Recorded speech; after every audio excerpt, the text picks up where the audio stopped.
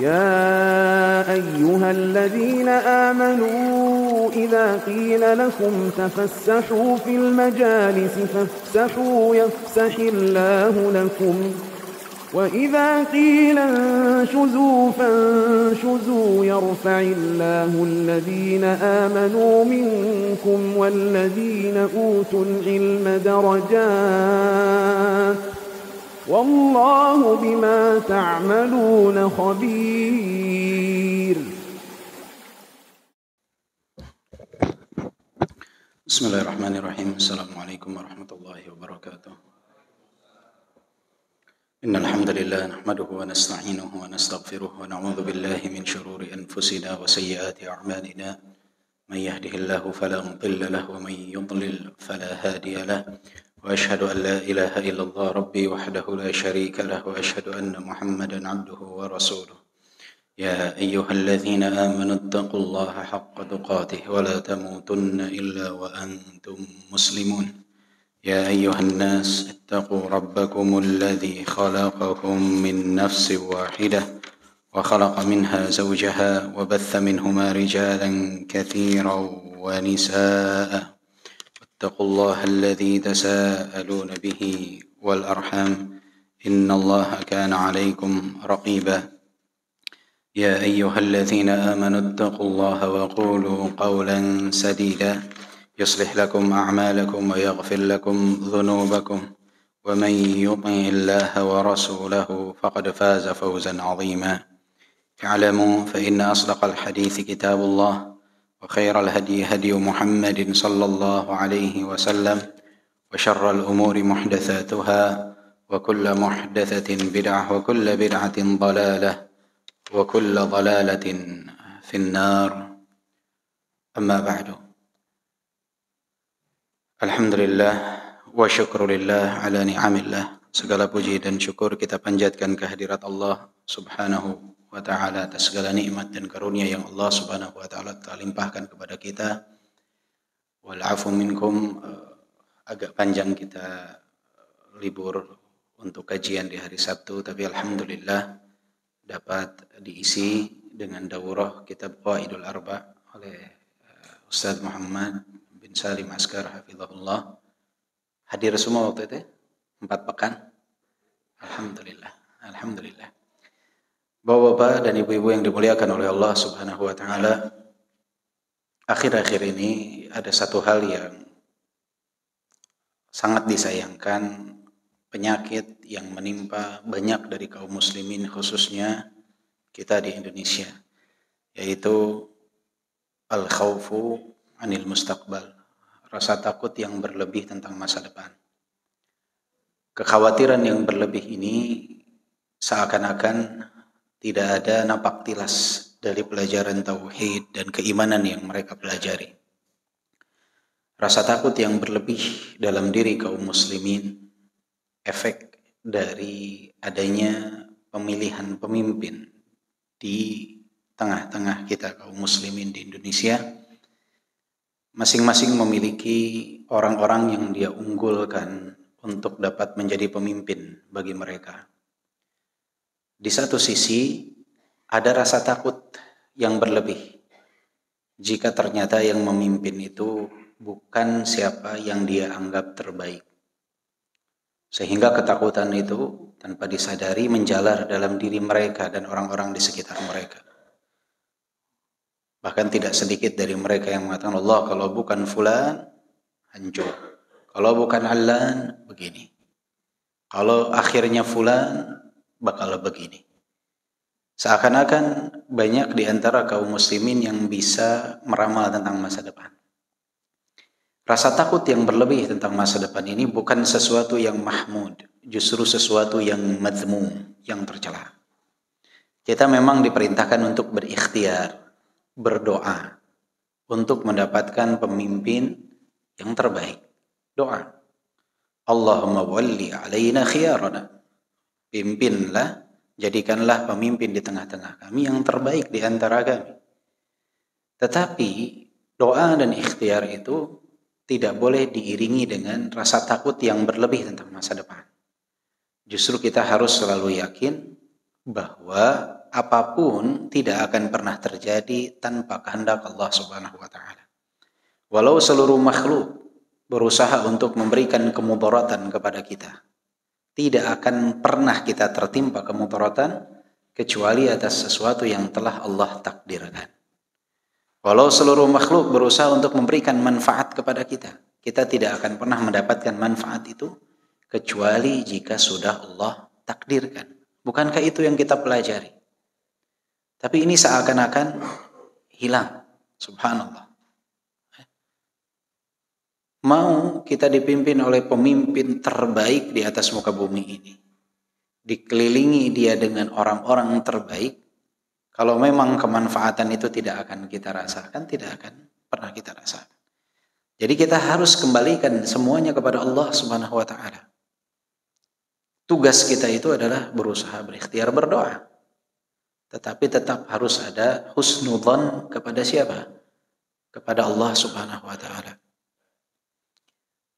Karena tugasnya syaitan itu adalah menanamkan dalam diri kita rasa takut tentang masa depan. Itu tugasnya syaitan. Dia punya tugas khusus memberikan ketakutan tentang masa depan. Makanya Allah Subhanahu wa taala berfirman, "Asy-syaitanu ya'idukumul faqr wa ya'murukum bil fahsya'i wal munkar." Setan itu menakut-nakuti kalian, kekhawatiran tentang kefakiran. Efeknya mengajak kalian untuk melakukan perbuatan fahsya dan mungkar. Mengajak kita berbuat kemungkaran. Sebelumnya dia tanamkan rasa takut akan kefakiran. Padahal lebih dari 90 ayat dalam Al-Quran Allah menjaminkan bagi kita rezeki. Satu ayat yang Allah sebutkan bahwa setan menakut-nakuti kita tentang apa? Kefakiran. Maka ada perkataan menarik dari Al-Hasan Al-Basri, kata beliau, tidak ada senjata yang paling ampuh bagi syaitan kecuali di saat mereka berhasil menanamkan rasa takut tentang kefakiran kepada diri seorang hamba. Nah, ini kan yang kita rasakan. Allah, kalau pemimpinnya nanti fulan akan mahal semua harga. Kalau pemimpinnya fulan akan sulit cari pekerjaan. Kalau pemimpinnya Allah nanti begini. Rasa takut akan kefakiran itu tertanam dalam diri manusia. Apa efeknya, kata Al-Hasan Al-Basri? Kalau rasa takut akan kefakiran itu berhasil tertanam pada diri seorang hamba, efeknya apa? 3 hal, kata beliau. Yang pertama, manusia itu akan memerangi kebenaran. Dia akan perangi kebenaran karena rasa takutnya akan kefakiran. Jadi nggak mau lagi terima qala Allah qala Rasul. Nggak bisa. Allah berfirman, Rasulullah bersabda, nggak mau. Rasulullah memerintahkan kita taat dalam kebaikan, nggak mau. Dia perangi kebenaran itu karena ketakutan dia akan kefakiran. Efeknya lagi apa? Dia akan berbicara dengan hawa nafsu. Hawa nafsu. Yang mengontrol dia perasaan dan hawa nafsu. Bukan pikiran jernih. Sehingga muncul celaan, makian, cacian, tuduhan dusta, tuduhan palsu. Hoax menyebar di mana-mana. Karena apa? Karena efek tadi. Orang berbicara bukan lagi dengan akal sehatnya, tapi dengan hawa nafsu. Kemudian apa lagi? Bersuudzon kepada Allah Subhanahu wa taala. Enggak ada lagi berbaik sangka kepada Allah. Suudzon. Seakan-akan sudah. Jadi kita bergantung kepada orang, bukan lagi bergantung kepada Allah. Masing-masing dengan jagoannya, dengan pilihannya. Kemudian menganggap kalau enggak si fulan, hancur sudah. Lupa yang menakdirkan semuanya siapa? Allah Subhanahu wa taala. Bukan tidak boleh kita berikhtiar, berdoa. Berdoa. Rasulullah mengajarkan kita untuk berdoa. Tetapi setelah segala sesuatu ditempuh, jangan pernah kita kemudian bersuudzon kepada Allah Subhanahu wa taala. Seakan-akan bahwa fulan dan allan lah yang akan menakdirkan kebaikan bagi diri kita lah. Semua itu pada kuasa Allah Subhanahu wa taala. Innallaha balighu amrih qad ja'alallahu likulli syai'in qadra. Allah kalau berkehendak sesuatu pasti akan terjadi. Semua sudah ditakdirkan oleh Allah Subhanahu wa taala. Itu harus tertanam dalam diri kita. Jangan ada keraguan di dalamnya. Dan jangan pernah menganggap Allah kalau dipimpin oleh A, B, C, kita akan hancur. Agama akan berhenti, tersebar. Ini ketakutan yang berlebih yang selalu ditanamkan. Rasa takut yang selalu ditanamkan di tengah-tengah umat. Padahal umat manusia ini pernah dipimpin oleh pemimpin seperti Hajjaj ibn Yusuf. Alhamdulillah, dakwah berjalan, orang hidup. Pernah dipimpin oleh seorang seperti Yazid bin Muawiyah. Alhamdulillah, semua berjalan. Jadi tidak perlu ada rasa takut yang berlebih. Betul, kita perintahkan berdoa, berikhtiar, akan tetapi tidak boleh ada rasa takut berlebih tentang masa depan. Harus selalu optimis dan husnudzan kepada Allah Subhanahu wa ta'ala.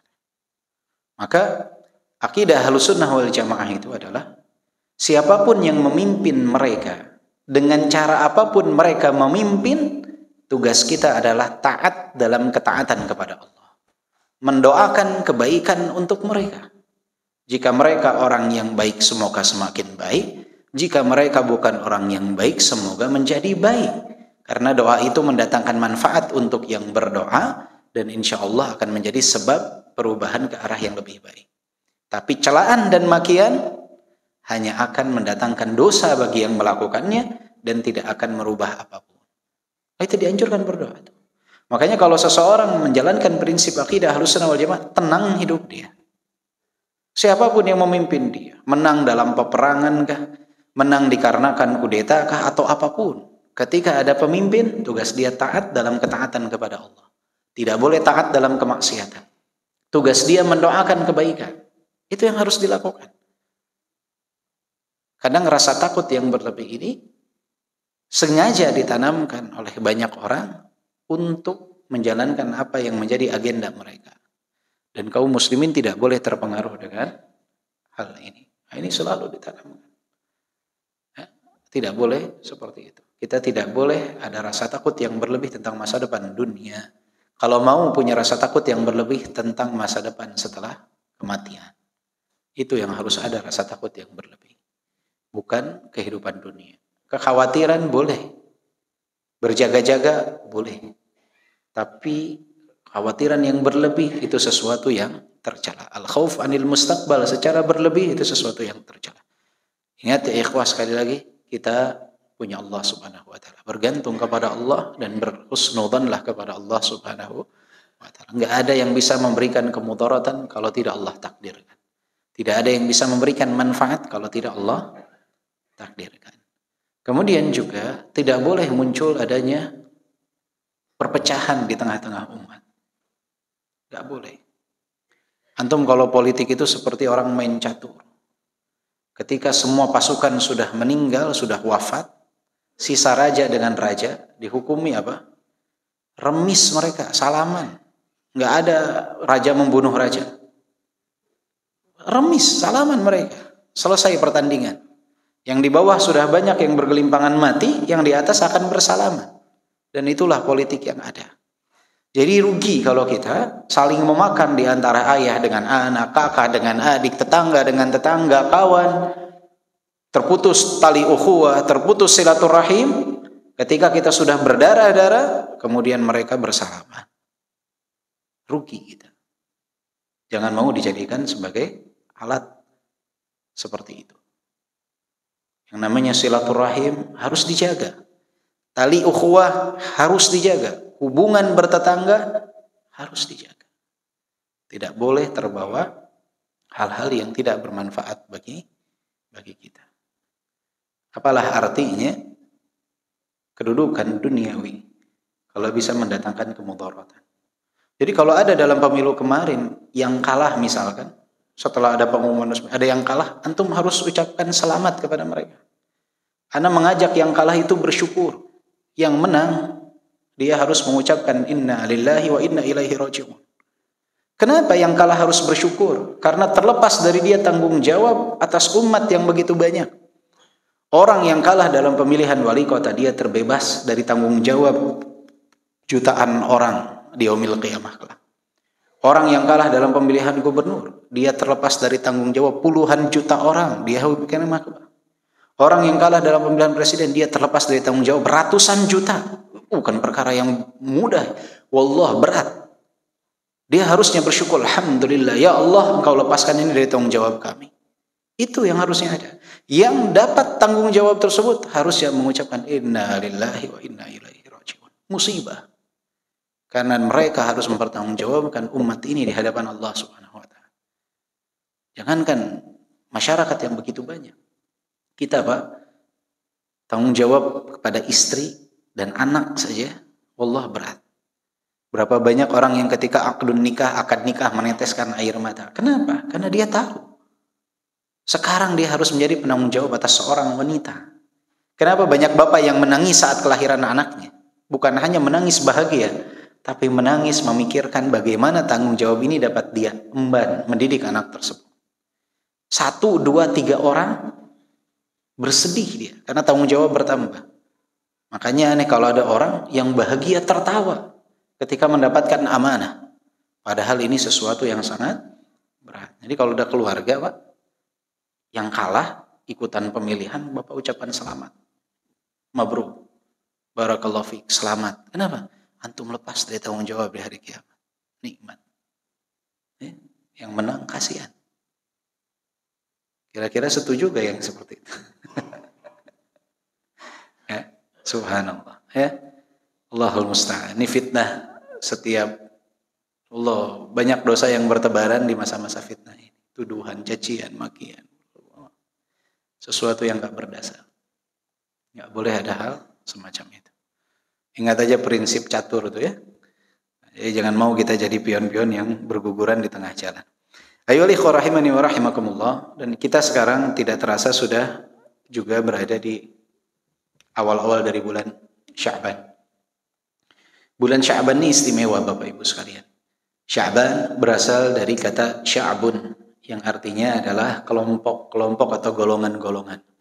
Kenapa bulan ini disebut bulan Sya'ban?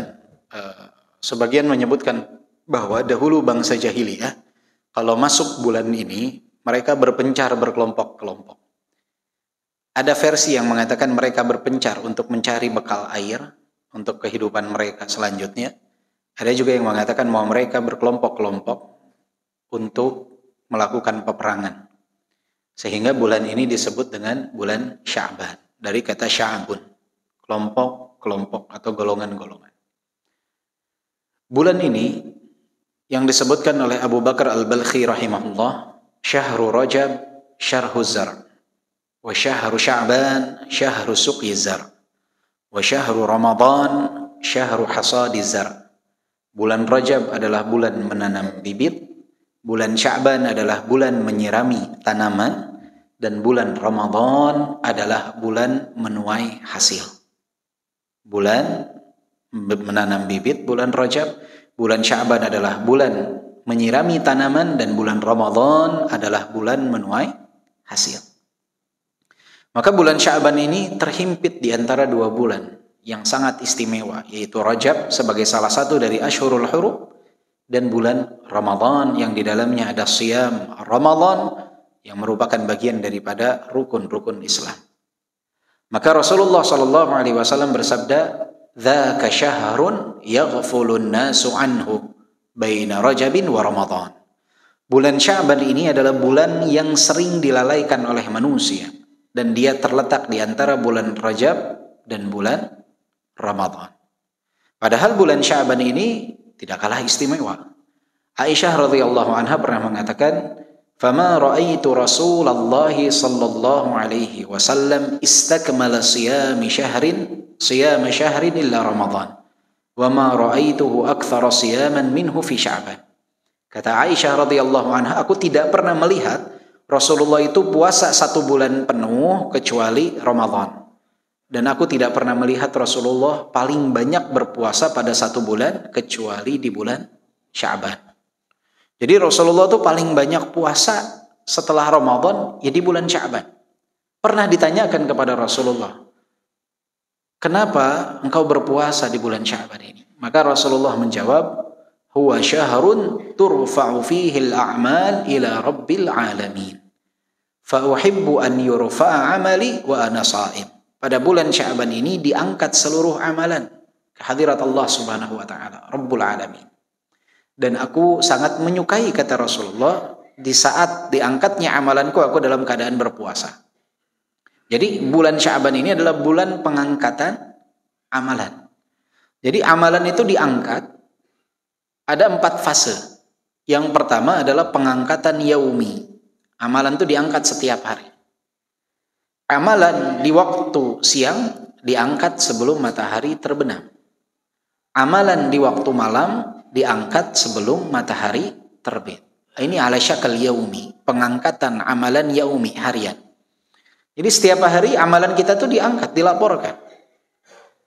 Amalan kita di waktu malam sebelum matahari terbit. Amalan kita di waktu siang sebelum matahari terbenam. Diangkat, dilaporkan. Yang kedua ada pengangkatan amalan usbu'i, di setiap pekan. Kapan itu? Di setiap hari Senin dan Kamis. Makanya Rasulullah menganjurkan kita untuk banyak berpuasa Senin dan Kamis. Salah satu hal yang disunnahkan.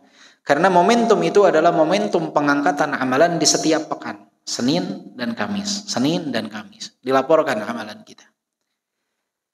Ada pengangkatan amalan sanawi di setiap tahun. Kapan itu? Terjadinya di bulan Sya'ban. Jadi ada laporan tahunan dari amalan kita. Dan ada pengangkatan amalan khitami, penutup. Kapan? Di saat ajal menjemput kita. Diangkat laporan amalan yang telah kita lakukan. Jadi inilah 4 fase pengangkatan amalan. Harian, sebelum matahari terbenam dan sebelum matahari terbit. Yang kedua adalah pekanan di setiap hari Senin dan Kamis. Yang ketiga tahunan di bulan Sya'ban. Dan yang keempat di saat ajal menjemput seorang hamba. Itu terus laporan. Mungkin ada di antara kita yang bertanya, loh, kenapa kok ada pelaporan amalan seperti itu terus menerus? Sama seperti kita dalam kehidupan dunia saja. Kalau Bapak Ibu punya usaha, itu ada laporan keuangan harian, pekanan, bulanan, saling melengkapi satu sama lain. Anda ambil contoh nih, misalkan antum hari ini menyampaikan satu hadis tentang keutamaan berzikir, dicatat oleh malaikat sebagai catatan amalan kebaikan. Menyampaikan satu hadis dari Nabi SAW. Dapat pahala? Insya Allah dapat jika ikhlas. Tercatat sebagai amalan. Dilaporkan, diangkat. Hari apa hari ini? Sabtu. Kemudian hari Selasanya ternyata ada orang yang mendengarkan rekaman hadis yang antum sampaikan, kemudian dia berzikir di hari tersebut. Ada catatan pahala tambahan nggak?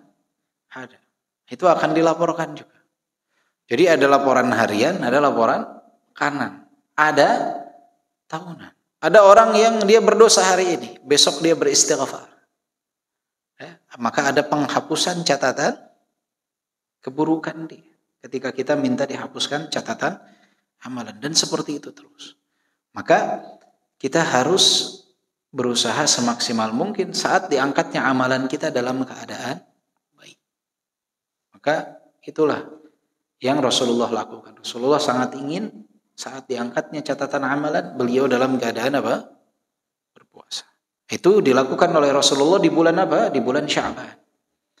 Dan juga bulan ini disebut oleh Salamah Ibn Khalil adalah Syahrul Sya'ban, Syahrul Qurra. Bulan Sya'ban adalah bulannya pembaca Al-Quran. Jadi kalau bulan Ramadan disebut Syahrul Quran, bulannya Al-Quran.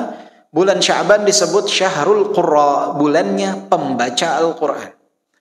Karena orang-orang yang ingin menggapai bulan Ramadan sebagai bulannya Al-Quran, dia ingin maksimal dengan Al-Quran di bulan Ramadan, dia akan mempersiapkan diri dari bulan Sya'ban. Bersiap dia. Kalau enggak, kita enggak akan bisa maksimal bulan Ramadan dengan Al-Quran. Karena yang namanya ketaatan itu butuh kebiasaan.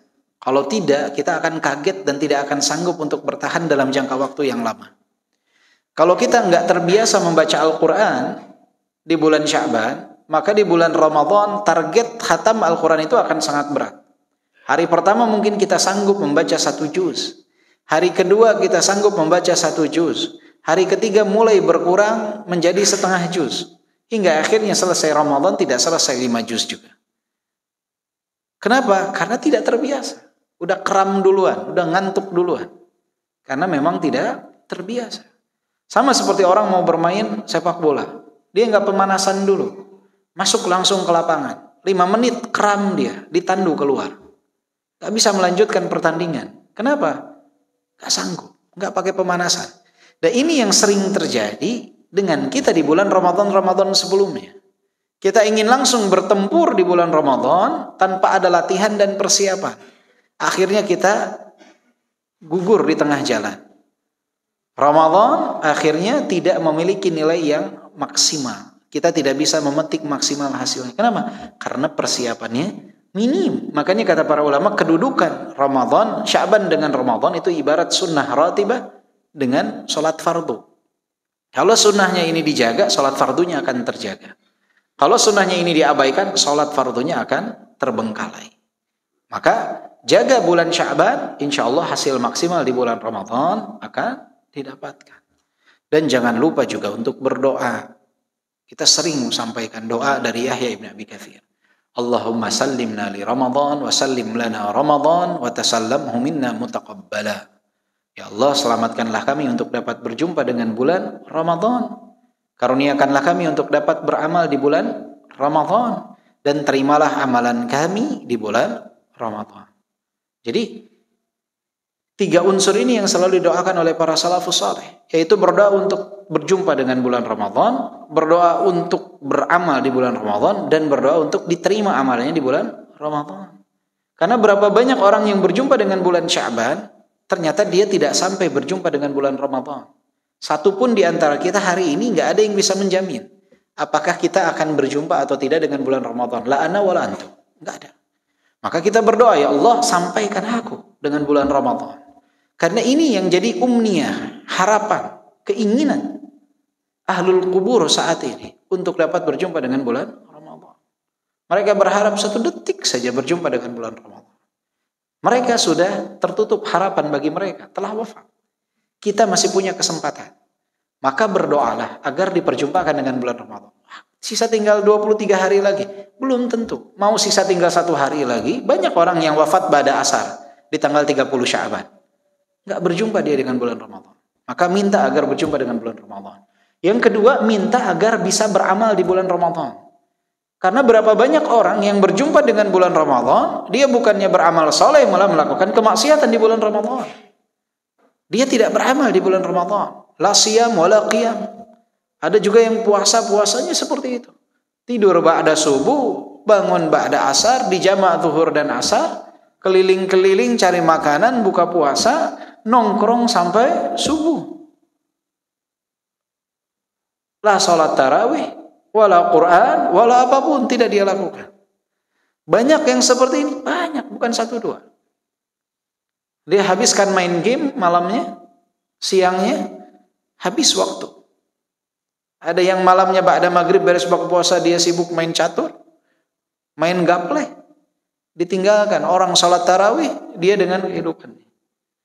Berapa banyak anak-anak muda di bulan Ramadan dia beres salat subuh dia tidur, ada asar tadi Anda bilang bangun, kemudian cari tempat berbuka, ikut buka puasa bersama. Lah salat maghrib di masjid, wala salat isya di masjid, yang penting buka bersama. Berapa banyak waktu kita yang terbuang dengan buka bersama yang tidak sesuai dengan tuntunan syariat, yang meninggalkan sholat. Kalau buka bersama untuk mengikat tali ukhuwah, tidak ada keharaman di dalamnya, kemudian terjaga sholat, nggak masalah. Tapi yang jadi masalah adalah terbengkalainya sholat pada mayoritas hal tersebut, dan kemungkaran-kemungkaran terjadi di dalamnya. Jadi minta untuk dapat beramal. Dan juga berapa banyak orang yang berjumpa dengan bulan Ramadan, beramal di bulan Ramadan, ternyata amalannya tertolak. Kenapa? Karena bercampur dengan riya, sum'ah, dan lain sebagainya, segala penghancur amalan. Maka minta agar kita berjumpa dengan bulan Ramadan, beramal di bulan Ramadan, dan diterima amalan kita. Kemudian juga, ayyuhal ikhwah rahimani wa rahimakumullah, berbicara dengan bulan Sya'ban ini, ada satu hal yang sering dilupakan. Bahwa bulan Sya'ban ini adalah bulan terakhir kesempatan untuk mengqadha Ramadan yang telah lalu. Mungkin ada di antara bapak-bapak yang Ramadan tahun lalu safar atau sakit. Faman kana minkum maridan aw ala safarin fa iddatun min ayyamin ukhra. Sakit, safar, diganti di hari yang lain. Ternyata belum selesai nih. Ini bulan terakhir, kesempatan terakhir. Atau ibu-ibu yang berhalangan di bulan Ramadan tahun lalu. Ini bulan kesempatan terakhir. Maka selesaikan puasa kita yang belum terbayarkan. Lantas bagaimana dengan hadis yang menyebutkan idzan tasafa Sya'ban fala tasumu? Jika masuk pertengahan Sya'ban, maka tidak boleh kalian berpuasa. Hadis riwayat Tirmidzi. Hadis ini dihukumi sebagai hadis yang lemah, dhaif. Oleh siapa? Oleh Imam Ahmad Ibnu Ma'in. Karena di dalam sanadnya ada Ala ibn Abdurrahman, tidak bisa dijadikan hujah hadis ini. Dan juga bertentangan dengan hadis yang sahih yang menyebutkan Rasulullah banyak berpuasa di bulan Sya'ban, kecuali beberapa hari saja tidak berpuasa. Hanya saja yang perlu diperhatikan adalah seseorang itu dilarang untuk berpuasa 1 atau 2 hari menjelang Ramadan.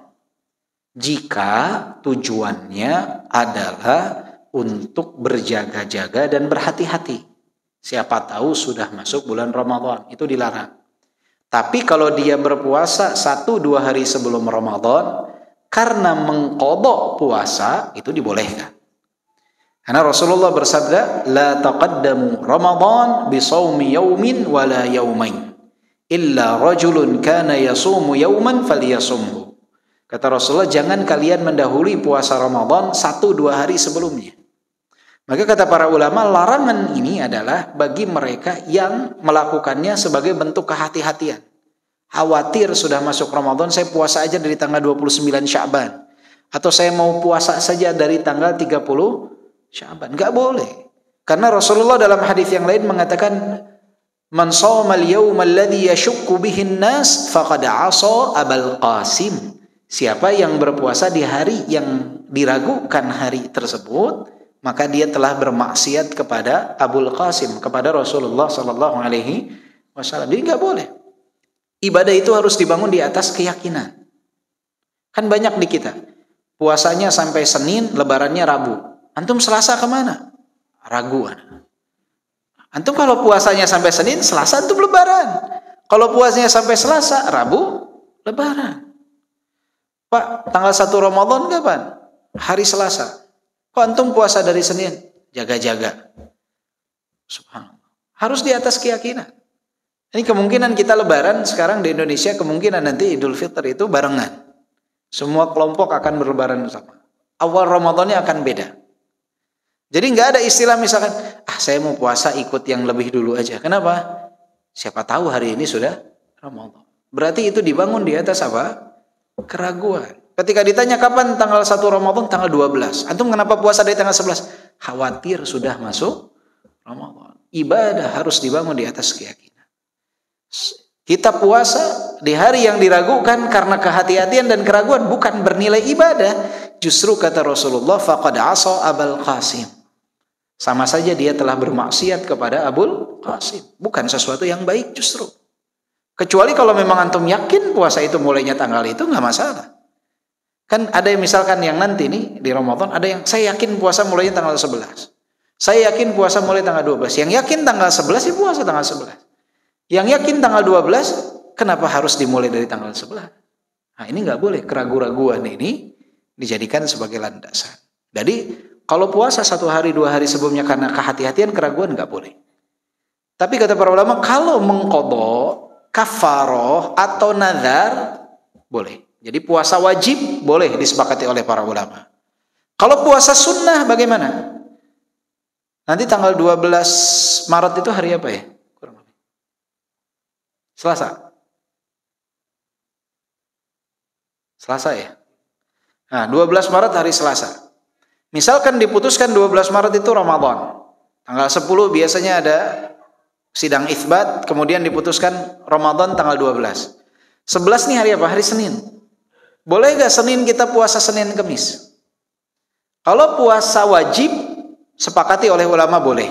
Qadha, misalkan ibu-ibu masih ada qadha 1 hari lagi, boleh. Kemudian kalau nazar, kafarah, boleh. Kalau tadi jaga-jaga siapa tahu udah masuk, tidak boleh. Tapi kalau niatnya Yang bedakan tuh niat. Makanya niat tuh luar biasa, membedakan satu ibadah dengan ibadah yang lain. Niatnya puasa Senin Kamis. Ada ulama yang memakruhkan. Al-Hasan Al-Basri memakruhkan hal tersebut. Tapi Al-Imam Syafi'i, Al-Imam Ahmad membolehkan. Jika memang dia terbiasa berpuasa. Biasa puasa Senin Kamis, kebetulan nanti hari Senin tanggal 30 Sya'ban misalkan, boleh gak saya berpuasa?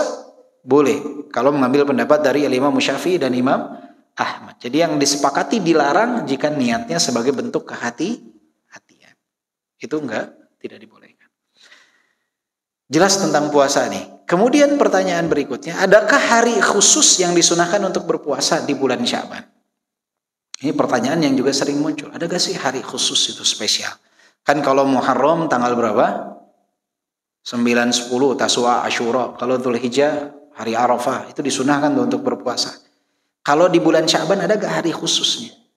Ada hadis dari Rasulullah SAW. Bukan dari Rasulullah, tapi hadis yang dikenal. Yang mana disebutkan, Idza kanat lailatul nisfi min Sya'ban faqumu lailaha wa sumu naharaha. Jika malam nisfu Sya'ban, maka puasalah di siang harinya dan sholatlah di waktu malamnya. Ya, ibadahlah di waktu malamnya dan puasalah di waktu siangnya. Ini hadis yang sering tersebar di kalangan masyarakat.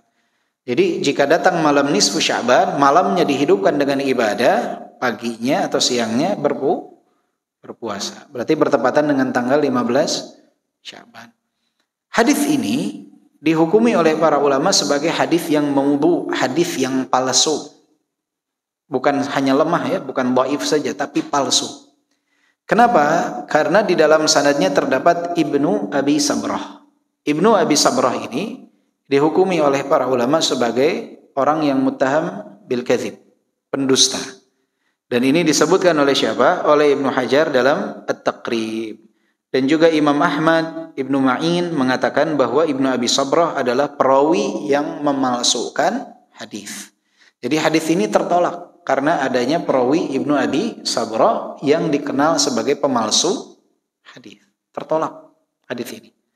Lantas adakah hadis yang sahih? Mayoritas hadis berkenaan dengan malam nisfu Sya'ban adalah hadis yang lemah, kecuali satu hadis. Satu hadis ini yang para ulama berselisih pendapat tentang kesahihannya. Apa hadisnya? Hadisnya adalah Innallaha la yattali'u lailatan nisfi min Sya'ban fayaghfiru li jami'i khalqihi illa li musyrik aw musyahin.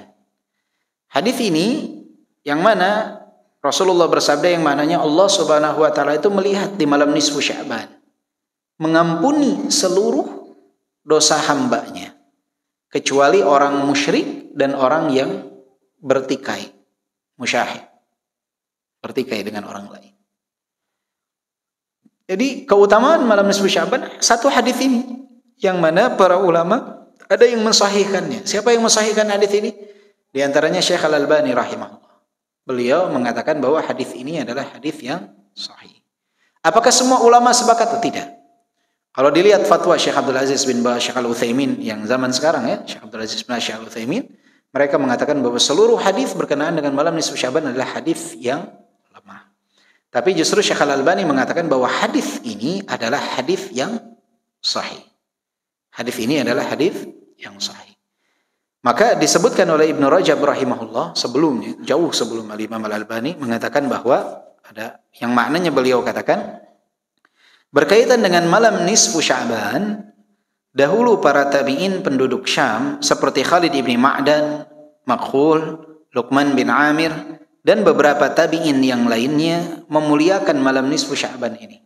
Mereka bersungguh-sungguh untuk beribadah di malam tersebut. Ini makna dari ucapan Ibnu Hajar dalam kitab Lataiful Ma'arif halaman 247.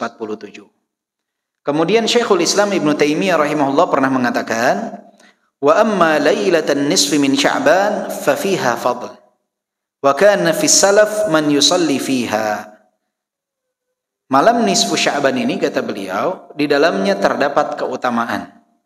Dan ada di antara golongan para salaf yang mereka melaksanakan salat di malam tersebut. Walakin al-ijtima'u fiha li ihyaiha fil masajid bid'ah. Akan tetapi menghidupkan malam tersebut dengan berkumpul melakukan ritual ibadah khusus, misalkan di dalam masjid bersama-sama, ini adalah perbuatan yang bid'ah, yang diada-adakan.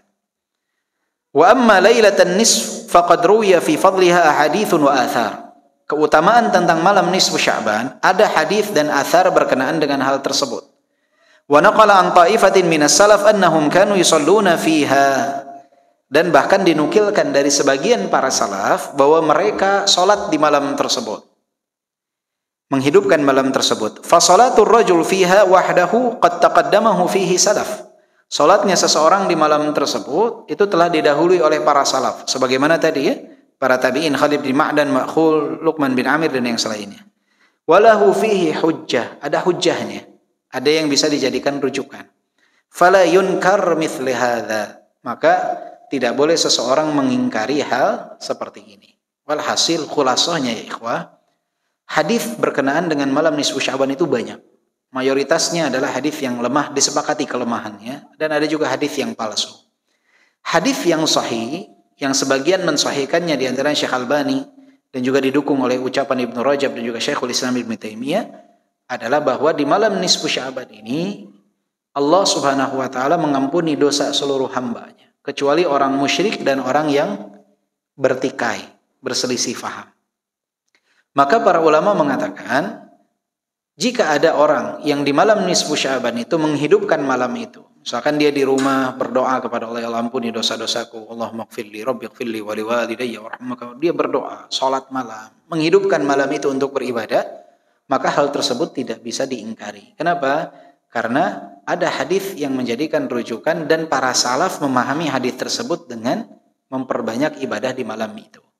Hanya saja tidak ada salat khusus, tidak ada doa khusus, tidak ada ibadah khusus di malam tersebut. Artinya dia bersifat umum. Ya salat tahajud, witir, ya doa-doa saja umum. Tidak ada lafaz doa khusus, tidak ada salat khusus, salat nisfu Sya'ban. Jadi nggak ada kekhususan tersebut, karena tidak ada dalil yang menunjukkan adanya kekhususan itu. Intinya ya dia silahkan untuk beribadah di malam tersebut, dan tidak dianjurkan untuk berkumpul melakukan ritual-ritual baru di dalam agama. Jadi ini adalah pertengahan di antara orang yang mengatakan tidak ada sama sekali keutamaan di dalamnya, dan mereka pun punya hujjah karena melemahkan hadis ini. Jadi bedanya sudut pandangnya itu adalah dari pandangan terhadap hadis tersebut. Kalau yang melemahkan mengatakan nggak ada keutamaan sama seperti malam-malam yang lain. Kalau yang memandang hadis ini sahih, maka dianjurkan untuk memperbanyak doa kepada Allah, beribadah di malam tersebut. Dan juga ada yang ekstrim kanan. Gimana? Dia campur adukan tuh. Dia lihat ada keutamaan di malam tersebut, dia masukkan lagi ibadah-ibadah khusus. Dinamainlah sholat khusus, sholat nisfu, atau ibadah khusus, atau hal-hal khusus lainnya yang tidak ada tuntunan dari Nabi Muhammad SAW. Insya Allah yang paling aman adalah melaksanakan satu di antara dua yang awal tadi. Jika kita memandang bahwa pendapat Syekh Al-Albani tentang hadis ini sahih, adalah bisa dijadikan hujjah karena beliau disebut Amirul Hadis untuk zaman sekarang, Amirul Mukminin fil Hadis di zaman sekarang, maka kita bisa mengisi malam tersebut dengan banyak berdoa, minta ampunan kepada Allah Subhanahu wa ta'ala. Bagi yang lebih condong kepada pendapat ini, kayaknya hadisnya lemah, saya ikut pendapat ulama-ulama yang lain, sama seperti malam-malam yang lainnya.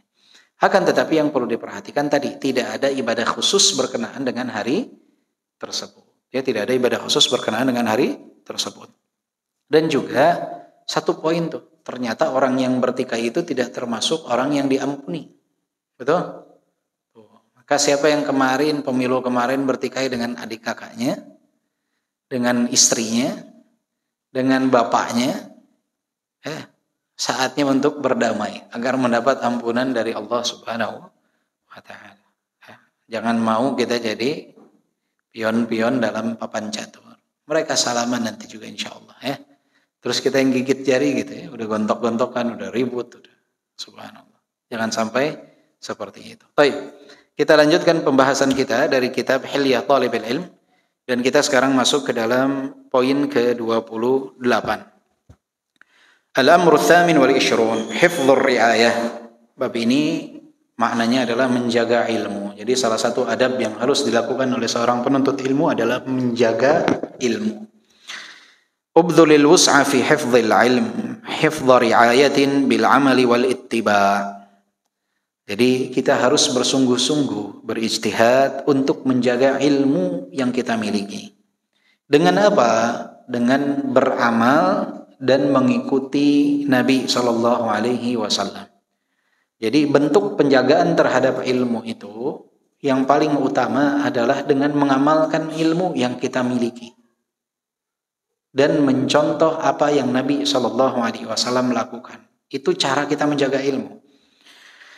Qala al-Khatib al-Baghdadi rahimahullah, berkata al-Khatib al-Baghdadi rahimahullah, yajibu ala talibil hadis an yukhlisa niyatahu fi talabih. Wajib bagi penuntut ilmu, orang yang mempelajari hadis, untuk mengikhlaskan niatnya dalam menuntut ilmu.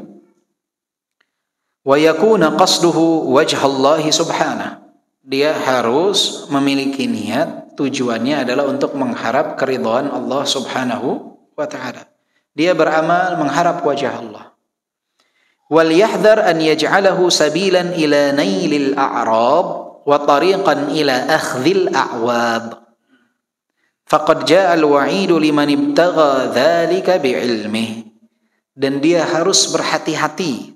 Jangan sampai ilmu tersebut dia jadikan jalan untuk mendapatkan keuntungan-keuntungan duniawi, baik kedudukan, kepemimpinan, dan yang lain sebagainya, atau dia jadikan ilmu tersebut sebagai jalan untuk mendapatkan kompensasi harta dunia.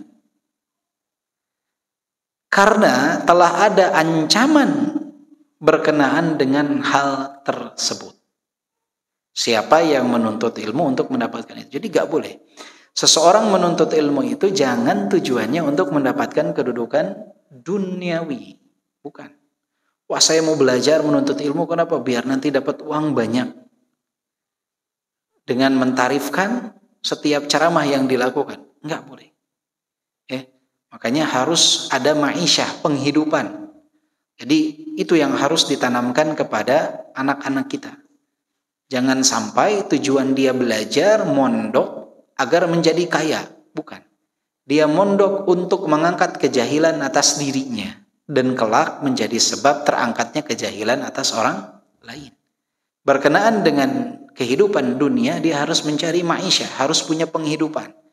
Ribuan pintu nafkah yang ada, yang Allah sediakan. Kenapa harus mengambil lewat jalur dakwah? Jangan. Pintu ma'isyah itu banyak. Jadi jangan dijadikan sebagai profesi.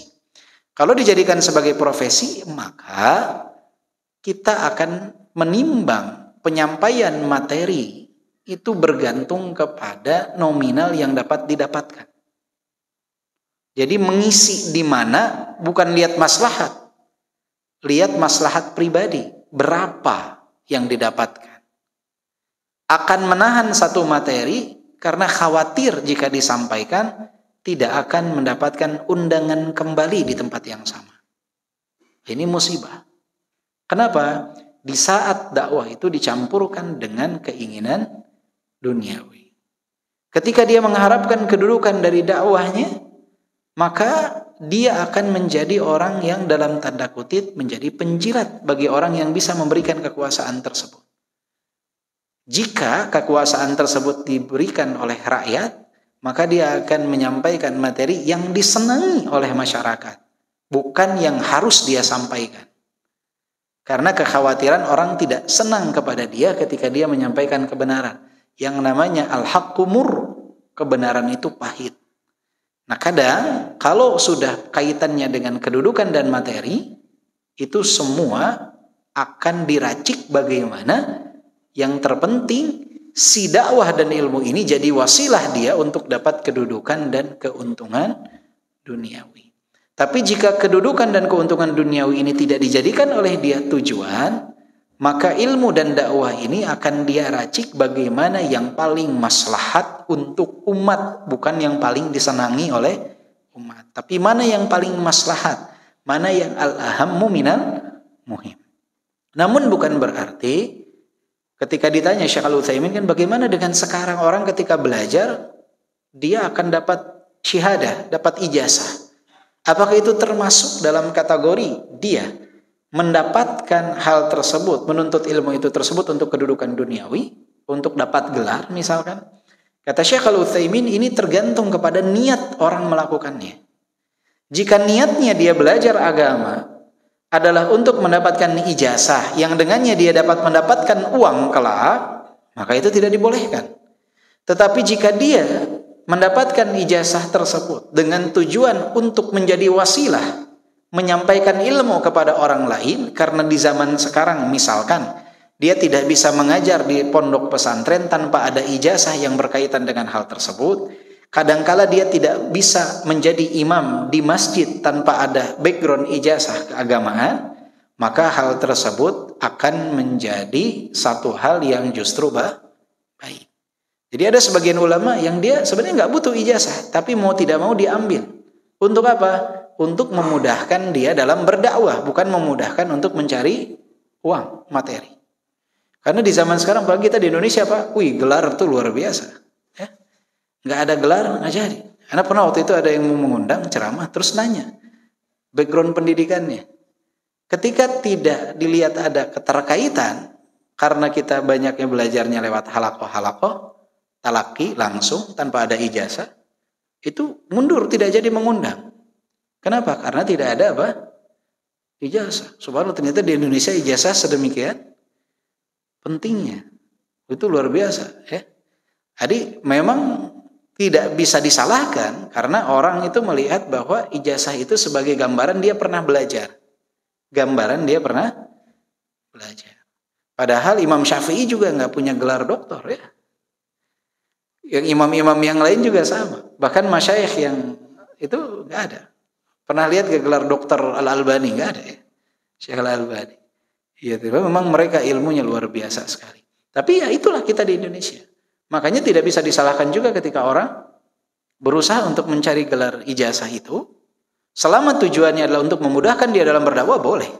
Tapi kalau tujuannya untuk mendapatkan nailul a'rad ataupun awal, gantian kompensasi duniawi, itu yang nggak boleh.